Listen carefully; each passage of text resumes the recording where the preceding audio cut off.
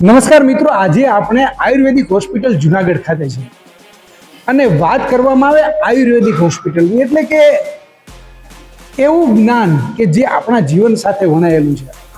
આયુર્વેદ જે છે એમના દાતા એટલે કે ભગવાન ધન્વંતરી, અને ધન્વંતરીએ જે કંઈ પણ આપણને આપ્યું છે આપણા જીવન માટે એ બધી જ બાબતો જે છે એ આ વિદ્યાર્થીઓ એટલે કે જુનાગઢ આયુર્વેદિક હોસ્પિટલની અંદરના કોલેજના વિદ્યાર્થીઓ જે છે ગ્રહણ કરે છે અને જન જન સુધી પહોંચાડવાનો પ્રયત્ન કરે છે. એટલે કે એ લોકો આયુર્વેદાચાર્ય બને અને સમાજની અંદર જાય છે અને સમાજની ઉત્કૃષ્ટ સેવા કરે છે. પરંતુ એમનો મુખ્ય આશય છે ભગવાન ધન્વંતરીએ આપેલી જે કંઈ પણ વિદ્યા છે એ ગ્રહણ કરી અને લોકોના દુઃખ દૂર કરવા. મિત્રો, આપણી સાથે અત્યારે લાસ્ટ યરના સ્ટુડન્ટ છે અને આજે સુંદર મજાનો એક કાર્યક્રમ પણ થયો. શું કાર્યક્રમ હતો, કેવી રીતે હતો એ પણ જાણશું. નમસ્તે બેન, શું નામ છે આપનું? વૈશાલી બાંભણિયા. અચ્છા વૈશાલીબેન, આજે શું કાર્યક્રમ હતો અને કેવી રીતે કાર્યક્રમ ચાલુ થયો? આજે ગર્ભધાન સંસ્કારનો કાર્યક્રમ હતો. તેમાં 60 થી પણ વધારે જે દંપતીઓ છે તેણે ભાગ લીધો હતો અને સવારે 7:30 વાગ્યાથી અમે આ બધા હાજર હતા અને પહેલા જે 3 હવનકુંડ રાખેલા છે તેમની અમે વ્યવસ્થા કરેલી અને બાકી જે સામાન જે છે તેની વ્યવસ્થા કરી અને ત્યારબાદ ધીમે ધીમે સંકલ્પ લેવડાવ્યો બહાર અને ત્યારબાદ અંદર આવી અને બધાએ વારાફરતી આહુતિ આપી અને એવી રીતે કાર્યક્રમ આગળ વધ્યો.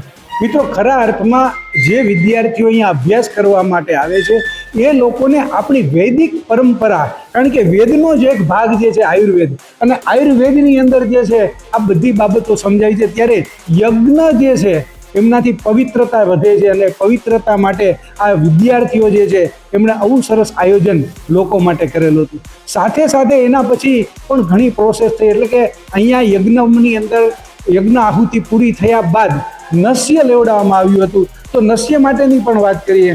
के बाद पेशेंट्स को नशे के लिए भेजा है. हमारे आयुर्वेद में बोलते हैं नाशा ही शीर्षोद्वारम और इसलिए पेशेंट्स को नशे एडवाइस किया गया है. અચ્છા, ખાસ કરીને વાત જે કરવામાં નાક જે છે આપણા મસ્તિષ્ક છે પહોંચવા માટેનું મુખ્ય દ્વાર છે, ત્યારે બીજા પણ સ્ટુડન્ટ છે આપણી સાથે. મિત્રો, ખાસ કરીને નસ્ય કઈ રીતે કરવામાં આવે છે, શું હોય છે? નસ્યની અંદર પહેલા તો પેશન્ટને સુવડાવવામાં આવે છે પથારી ઉપર, પછી એને મસાજ કરવામાં આવે છે માથાના ભાગ ઉપર. ત્યારબાદ કોઈ બી તેલ અથવા તો ઘૃત હોય તેના દ્વારા નાક માફક 11 ટીપા, આ જે પ્રોસેસ છે તેમાં 11 ટીપા એક નસકોરામાં, બીજા નસકોરામાં પણ 11 ટીપા એવી રીતના નાખવામાં આવે છે.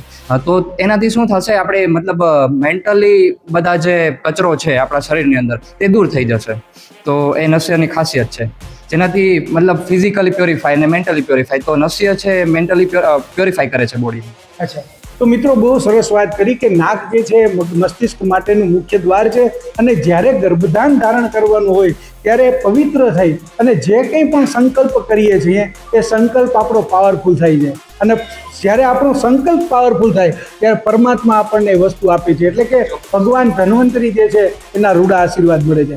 આ ઉપરાંત પણ આ કાર્યક્રમ બાદ આ નસ્ય થયા પછી જે લોકો આવ્યા હતા એમને માર્ગદર્શન આપવામાં આવ્યું. કઈ રીતે માર્ગદર્શન આપવામાં આવ્યું, કેવી રીતે આપવામાં આવ્યું, એના વિશે પણ આપણે વાત જાણીશું. તો જ્યારે અહીંયા સમગ્ર પ્રક્રિયા થઈ, યજ્ઞ થઈ, યજ્ઞની આહુતિઓ, પાણી અને નસ્ય થયું, આમના પછીની જે પ્રોસેસ જે છે એમની અંદર માર્ગદર્શન આપવામાં આવ્યું. ત્યારે આપણી જોડે કિંજલબેન છે કે જેઓએ શરૂઆતથી યજ્ઞ જે છે એમની અંદર આહુતિઓ માટેના તમામ શ્લોકોનું ઉચ્ચારણ શુદ્ધ ભાવથી અને પવિત્રતાથી કરાવ્યું અને આ કાર્યમાં જોડાયેલા હતા. કિંજલબેન, એ કહો, એ પછીની શું પ્રક્રિયા હતી, કેવી રીતે જે આવેલા લોકોને સમજાવવામાં આવ્યા?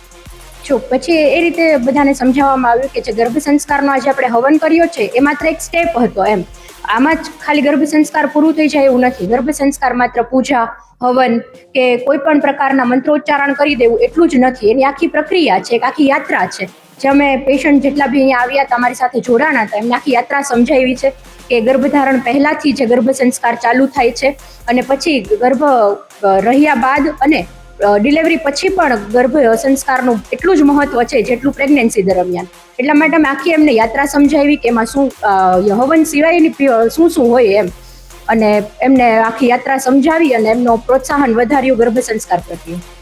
મિત્રો, કેવી સરસ મજાની વાત છે. આપણા વેદો, આપણું આયુર્વેદ આ કેટલું મહાન અને પવિત્ર છે. આજે માની લો કે ગર્ભધાન સંસ્કાર જે છે કેટલો પવિત્ર સંસ્કાર છે, અને એના વાઇબ્સ જે છે ને એ આપણી આયુર્વેદિક હોસ્પિટલની અંદર આયુર્વેદિક કોલેજમાં મળે છે. અને આ બધા વિદ્યાર્થીઓ જે છે એ આવનારી પેઢી એટલે કે આયુર્વેદાચાર્યો થવાના છે, અને કાયમને માટે આ આપણી વાત જે છે એ પ્રગટાવી રાખવાના છે જ્યોતના સ્વરૂપમાં. ત્યારે તમે લોકોએ આજે 70થી પણ વધારે યુગલો માટે ખૂબ સુંદર મજાની કામગીરી કરી, એ બદલ આપ બધાનો હું ખૂબ ખૂબ આભાર માનું છું. જે દર્શકો જોવે છે એ લોકો વતી હું તમારો આભાર માનું છું કે બસ આવનાર ભવિષ્યમાં તમે લોકો ખૂબ સારા એવા ડૉક્ટર બનો, અને જે લોકોને કંઈ પણ પ્રોબ્લેમ્સ હોય છે, બરોબર, શારીરિક પ્રોબ્લેમ્સ હોય છે, આ બધા પ્રોબ્લેમ્સ, હવે તો માનસિક પ્રોબ્લેમ્સ પણ આપણે વેલનેસ સેન્ટર છે તો એમની અંદર માનસિક રીતે પણ લોકો સ્વસ્થ થાય છે. તો મિત્રો અહીંયા આગળ તમે આવશો તો આ લોકો તો તમને સહયોગી થવાના જ છે, સાથે સાથે આવનાર ભવિષ્યમાં એક દેશના ખૂણે ખૂણે જવાના છે, અને ત્યાં આગળ આ પ્રકારના રોગ મુક્તિ અને સુંદર મજાના કાર્યો કરવાના છે. તો આજે આવા સુંદર મજાના આવા પ્રસંગે આપના વતી હું આપનો ખૂબ ખૂબ આભાર માનું છું. ધન્યવાદ. Thank you. જય